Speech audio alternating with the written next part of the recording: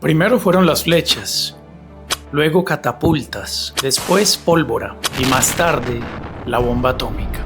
La guerra siempre ha cambiado con la tecnología. Cada arma redefinió el poder, pero esta vez es distinto.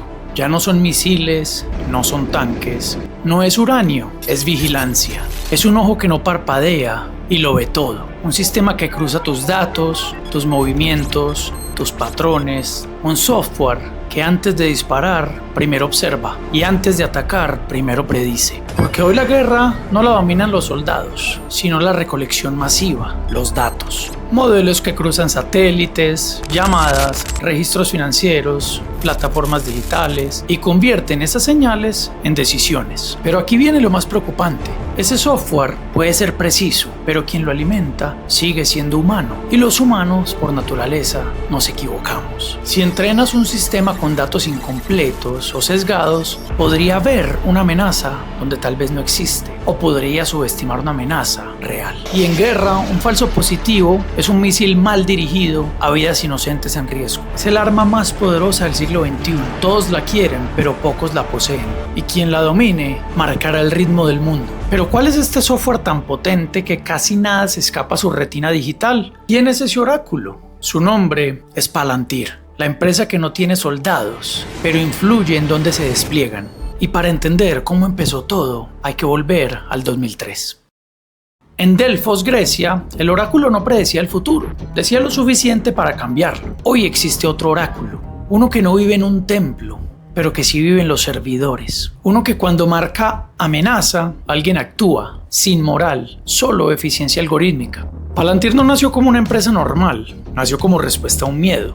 Después del 11 de septiembre, el problema ya no era encontrar terroristas, era encontrar patrones en un océano de datos. El mundo tenía información, pero no sabía cómo usarla ni conectarla. Fue fundada en 2003. Su nombre viene de Tolkien, las Palantir, que eran piedras que todo lo veían en El Señor de los Anillos. Una fantasía convertida en infraestructura real. Pero el origen real está en otra empresa, PayPal, que probablemente has escuchado de ella. Mientras combatían fraude online, en PayPal descubrieron algo clave. Los datos no sirven solos, necesitan analistas humanos potenciados por un software. PayPal toma esa idea y la lleva a otro nivel. Básicamente, si podían detectar fraude, pues podían detectar terrorismo. Así nace Palantir. Su misión oficial era y siempre ha sido reducir el terrorismo preservando las libertades civiles. Su primer gran respaldo no fue un fondo cualquiera, fue nada más ni nada menos que la CIA, a través de In-Q-Tel, su brazo de inversión estratégica. Primero fueron contratos de inteligencia, luego al Departamento de Defensa, y hoy lo podemos ver en agencias policiales como el ICE, antimigración. Ese crecimiento de Palantir no se detuvo, incluso se dice que fue el software que se utilizó para la caza de Osama Bin Laden. Hoy Palantir opera en Estados Unidos, Europa, Medio Oriente y Asia. Trabaja con ejércitos, pero también con corporaciones. Empresas como Hershey's analizan comportamiento del consumidor mediante este software, patrones, hábitos de compra, porque el mismo sistema que detecta amenazas puede detectar lo que vas a consumir o comprar. Acá aparece la primera tensión. Si la mayor arma de los estados o los países son los datos y las empresas privadas brindan estos datos, ¿quién realmente dominará el futuro? ¿Quién realmente domina a quién? Palantir se volvió una de las compañías más opacas del Big Data, asociada a polémicas de vigilancia. Pero la verdadera pregunta acá no es quién la financia. La verdadera pregunta es cómo funciona este software. ¿Cómo hace para que los gobiernos le entreguen las decisiones de guerra? Veamos.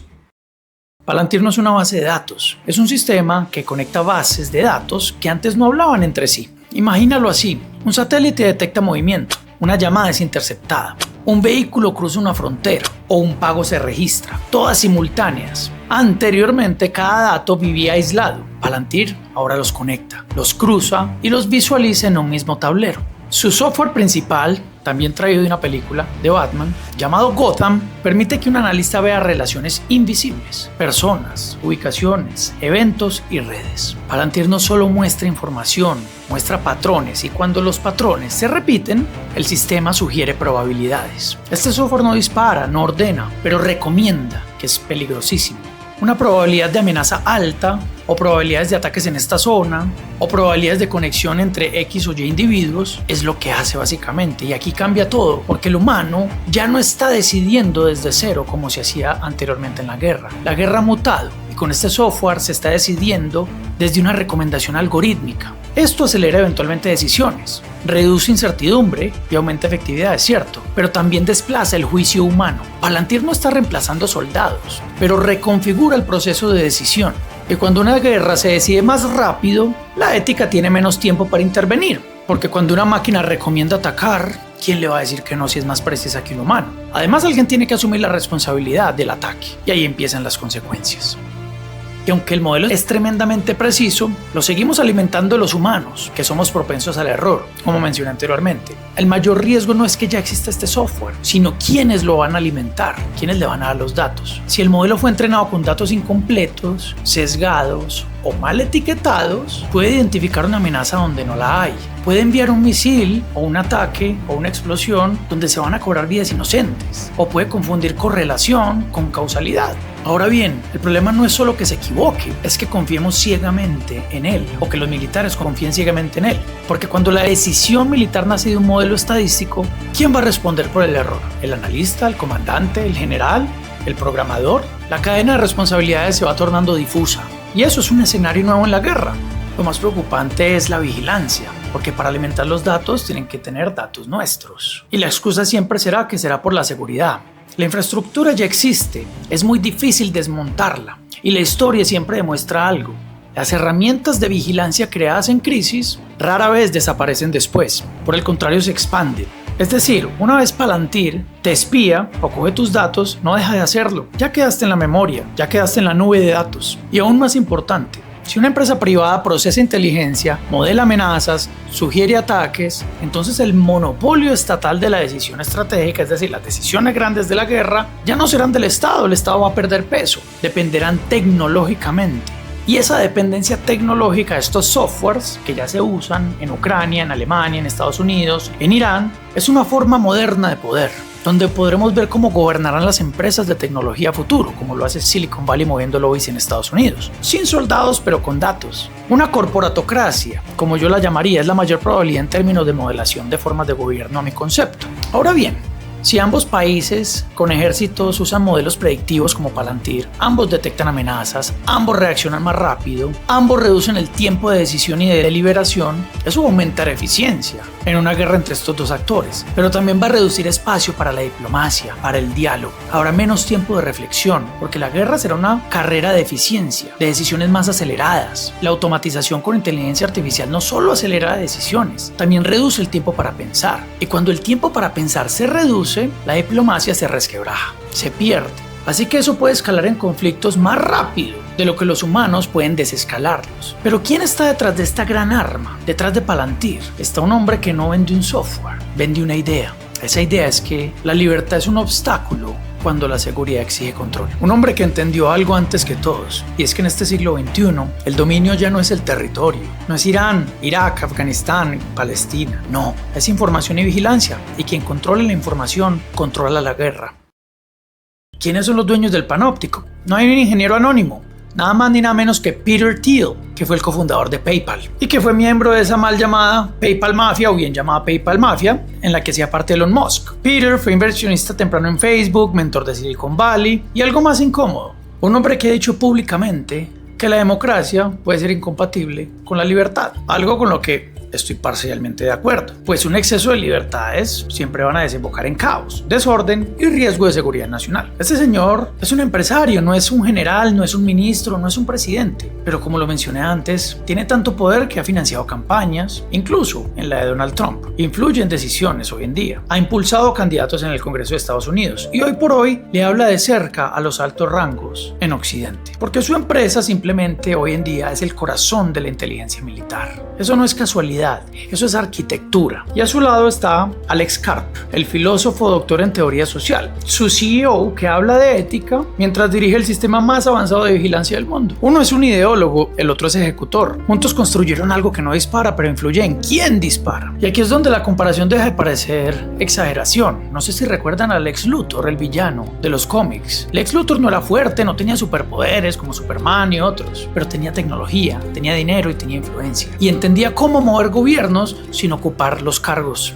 Palantir como empresa no necesita gobernar, solo necesita ser indispensable y lastimosamente ya lo es, ya no hay retorno, estamos entrando en una nueva era de guerra. Estamos en el punto de no retorno.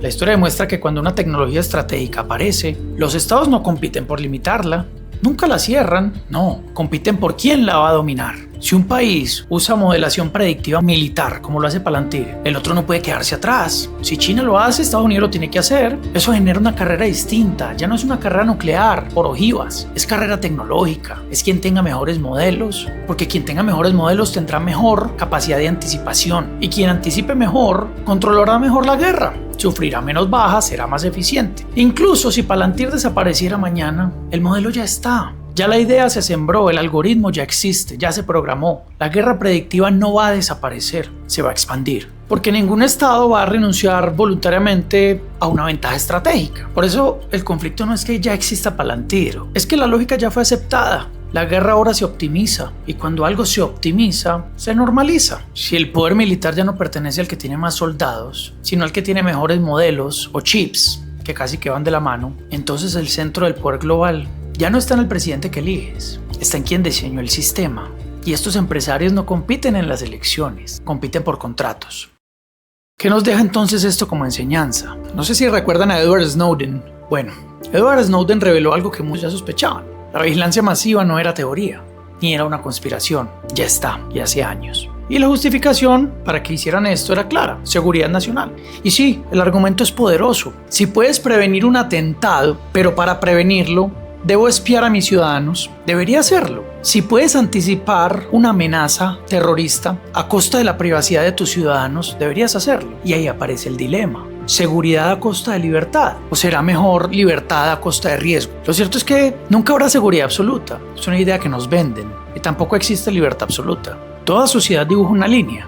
El problema es que esa línea nunca es fija, se va moviendo como una aguja. Después de una crisis o de un atentado, la línea entre seguridad y libertad se mueve. Después de una guerra se mueve aún más. Y después de una guerra que involucra a varios estados, casi que desaparece. La incógnita real no es si debemos tener vigilancia, porque ya nuestros datos los venden. ¿Quiénes? Empresas como Facebook de Meta a otras empresas. La pregunta es, ¿quién decide cuánto de esos datos, de esa vigilancia y de esa seguridad es suficiente? Porque cuando el sistema puede verlo todo, la tentación de usarlo todo es enorme. La hipervigilancia no es un accidente. Era el siguiente paso con la inteligencia artificial. Es parte de una evolución lógica de una sociedad que exige seguridad total, porque el mundo está en caos militar. Pero puede que no sea tan mala la hipervigilancia, porque si sabes que todo el tiempo te observan, te comportas distinto, delinquís menos, protestas distinto, hablas distinto. La vigilancia, por el lado positivo, puede reducir el crimen, o la hipervigilancia puede optimizar respuestas, puede salvar vidas, porque entre más observados, más limitamos nuestro comportamiento, más moldeamos nuestra conducta.